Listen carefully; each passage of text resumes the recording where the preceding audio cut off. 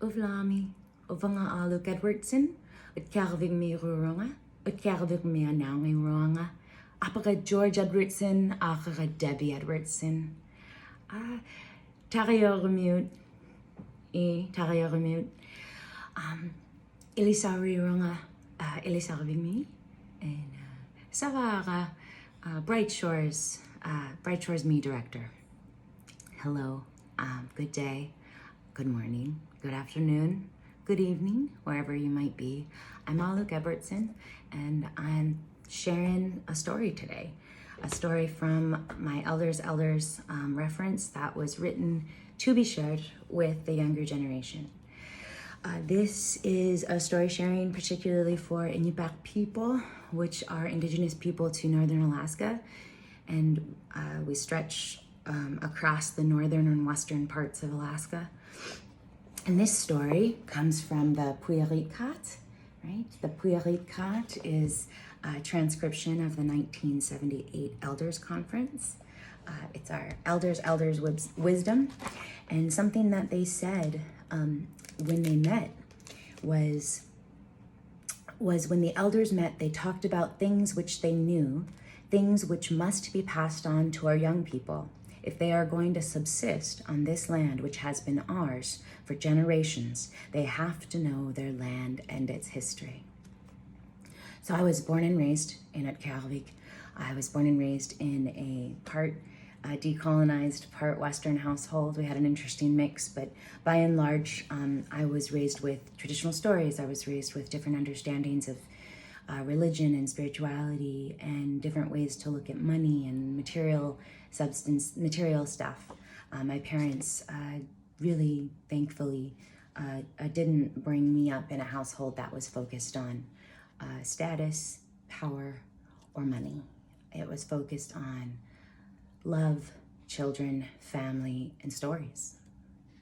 And so as we go to this time, I into the darkness here, into the winter, I wanna share some stories, especially with my relatives and my friends and community members in the north. Although this is for anybody who wants to listen. So this is Kakiññaaq, the storyteller Elijah Kakiññaaq. So of all the people, I am most aware of these things because I am old. This is on page 42 if you have the PUIGUITKAAT. At one time, I had endeavored to acquire something from two old men, two people of my land. One of them was Amos Morey's and them grandfathers, their mother's father. And his wife was my father's older sister. They lived to be so old that in order to get around, they had to crawl. They had to crawl to get around, that they had become so feeble. When I became about 20 years old, when I had already acquired a wife, I endeavored to acquire from these two men how the earth came to be. From these two who had become so feeble, they had to crawl.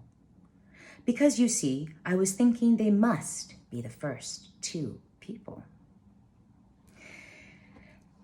These two must be the first two people, I thought. This is what I had begun to think.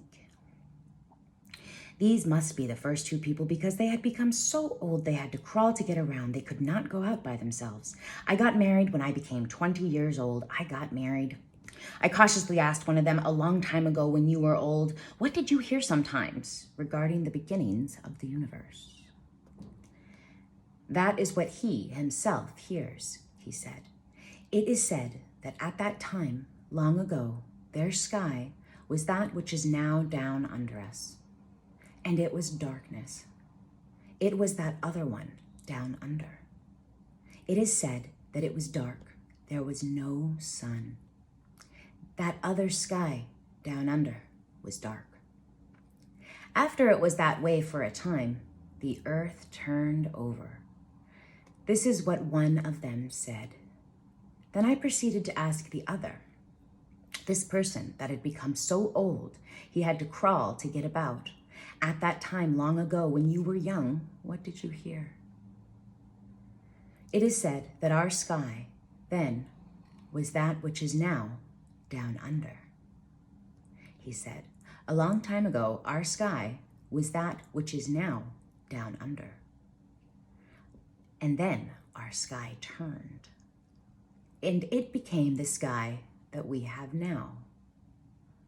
These two old men, from whom I was trying to acquire something, they both said the same thing. I was not about to stop there, for I am by character one who does not leave things be. I cautiously asked the other one, do you know how the people began to multiply and increase at that time long ago? The other one, whom I asked first, when I asked him that, he answered, it is said that when they were down under, there was a person, a wolf. Wolves, while they were down there, a wolf had two children, a little girl and a little boy, and from these two people multiplied and increased while they were still down there. That is what the other one said to me. Here I was asking all these questions because I was after acquiring something. I was trying to acquire something. When he told me this, I proceeded to ask the other. At that time long ago, what did you hear regarding how people began to multiply and increase? He said that he heard that when they were still down there, the wolves had a little girl and a little boy, and from the people started to multiply and increase before the sky turned over. It is said that from these wolves, this part wolf, this young person, this little girl and little boy, came all the people and began to multiply and increase, he said. I call myself part wolf to myself. Also Kakiññaaq. He also calls himself that. These two said that these were our beginnings. Iñupiaq for listening. We'll be reading more from this really important Iñupiaq reference for Iñupiaq people. We'll talk a little bit more as we go about the ways people talked, like Kakiññaaq here. He repeated himself many times so that many people could hear what he had to say. Remember, this was before video or anything like that. I don't want to assume that's why he repeated himself, but a lot of Iñupiaq storytellers repeat themselves, and they say things in very specific ways, like my father. So I really value this reference because it wrote it down exactly as they said it. And there's a lot to be learned about how our elders spoke to each other, the respect, the humility, the patience, and the waiting that, they gave each other. I even catch myself sometimes jumping in, and I remind myself that my elders always sat back. They never reached forward. They sat back and listened, and when they were good and ready, they spoke. Most of my elders were like that. I hope hearing these words today brought you some joy, some warmth, maybe got you to think a little bit about the world we live in today and how we look at origins and how we look at darkness. So with that, I wish you wellness as we move into this next week. Stay tuned for more stories.